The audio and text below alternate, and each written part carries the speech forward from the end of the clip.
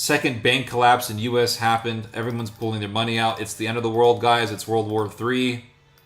It's the end of the world. Get yourself a garden. Get yourself some firearms to defend yourselves.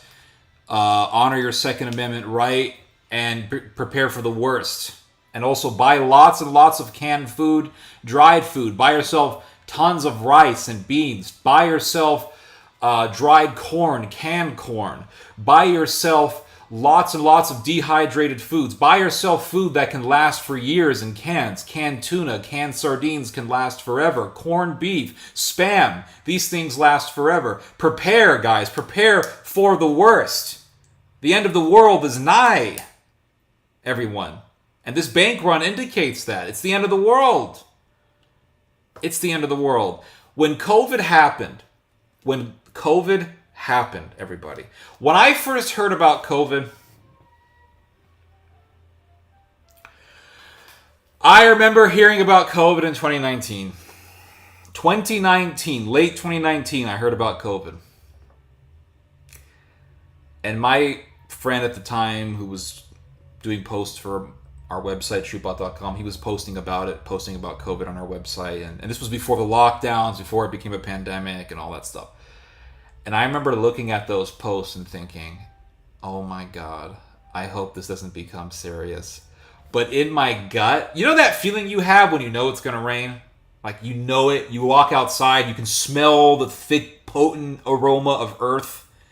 The dark clouds are coming, they're approaching.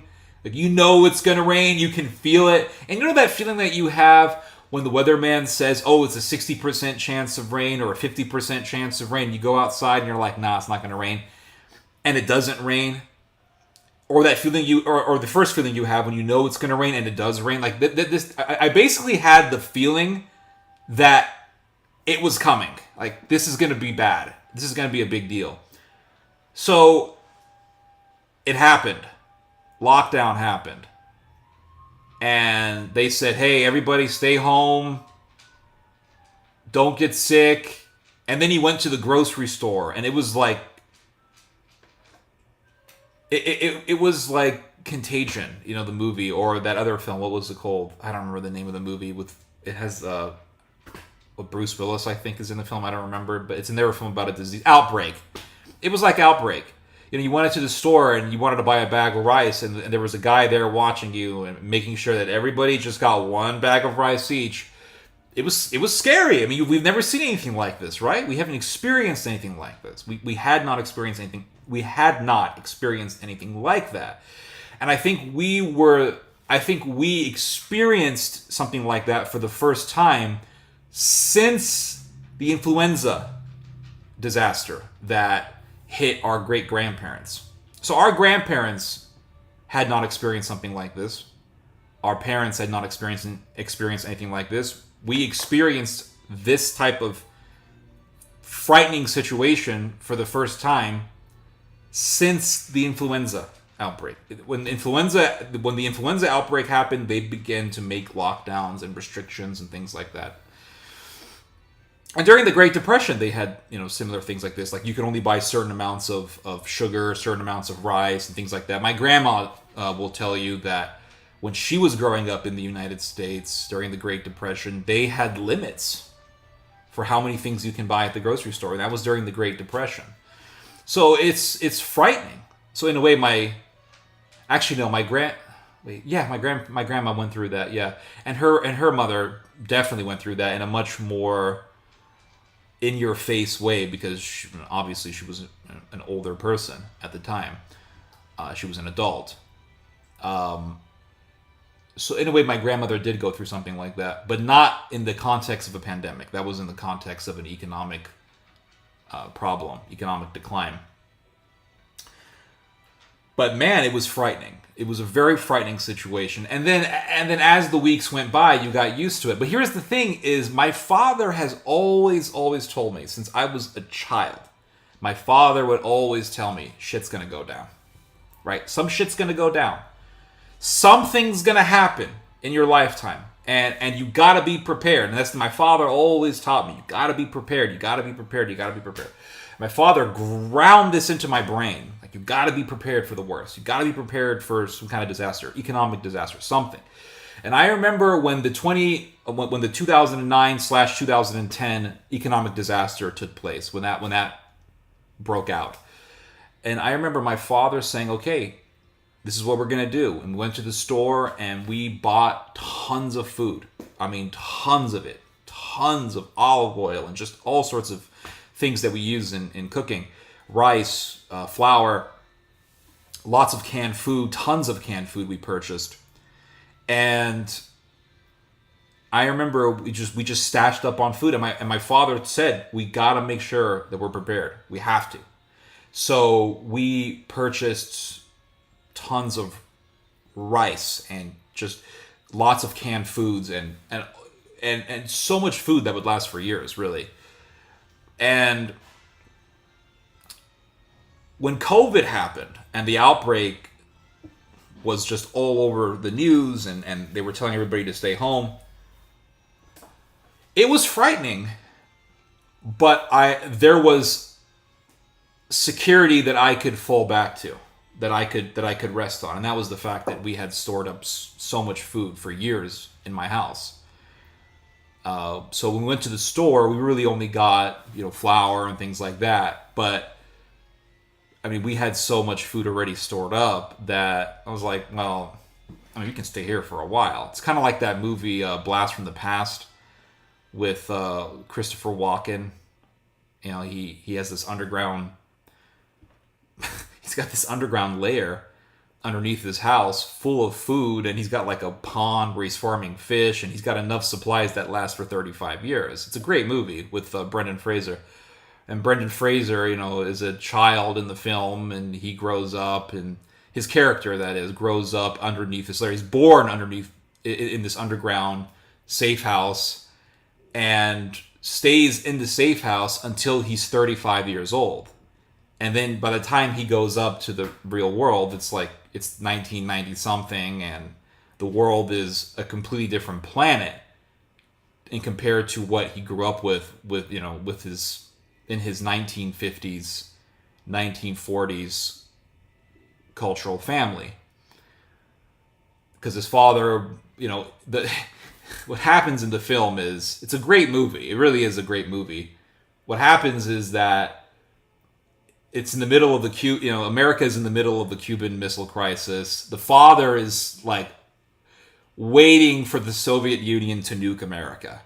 He's like, Soviets are going to nuke us. It's going to happen, everybody. And he's so adamant about it, and he's so convinced of it. And he builds this underground safe house. And in this safe house, it's underneath this house. The house, it's a bomb shelter in the earth. It's underneath his house, and there's a pond where he's been farming fish. There's tons of food. There's so much soda pop, and there's enough supplies that will last a family 35 years. And the doors are designed in a way where they won't open until 35 years have passed. So he says, okay, honey, this is it. And there's an American fighter jet that's flying above his neighborhood, and there's some kind of a malfunction that happens, and where the pilot has to eject. And he says, okay, honey, this is it. And he takes him and his pregnant wife in the underground bomb shelter, and the doors close, and that's it. They can't open them. They can't open them for 35 years. And then the plane lands right on his house, so they can hear the explosion, they can feel the explosion, and they're thinking, oh my God, this is it. Like the Russians are bombing us. He's 100% convinced me. He says, we have to stay here. This is where it's safe. And one of the funniest scenes in the movie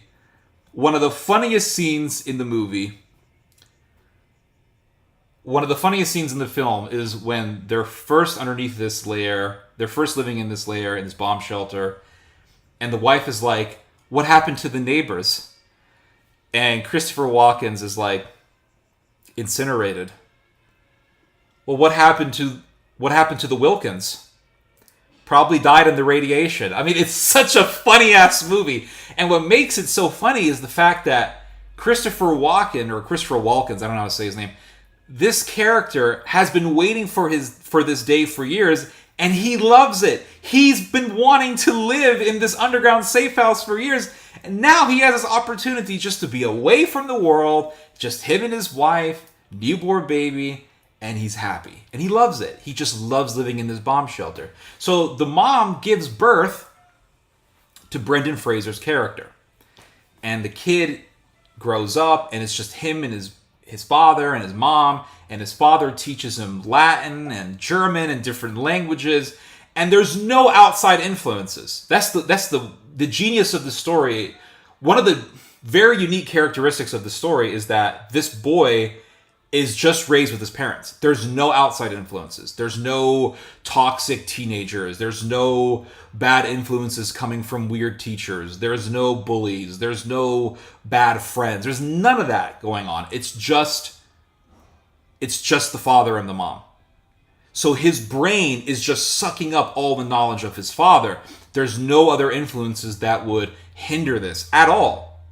So he's learning German and French and Latin, and he's learning boxing. His father teaches him boxing and different type. I think fencing is also there. And he educates his son in all sorts of things. Educates him in religion. Teaches him the Christian faith because his parents are Christian. And so by the time he hits, so now the man, now he's a man. He's 35 years old. The door is finally open. So the father says, I love this. The father says, let me go up. I'll go up first. Right? I'll put myself in the line for my family, and I'll go up. So he goes up by himself. So here's a guy, grew up in the 30s, 40s, 50s, product of the Cold War. He believes that America has gone through a nuclear attack. Nuclear disaster. America's been nuked. This is what he believes. He suspects there's no humans up there. Or maybe there's some human life up there. But he's thinking that America is now in a post-apocalyptic, situation.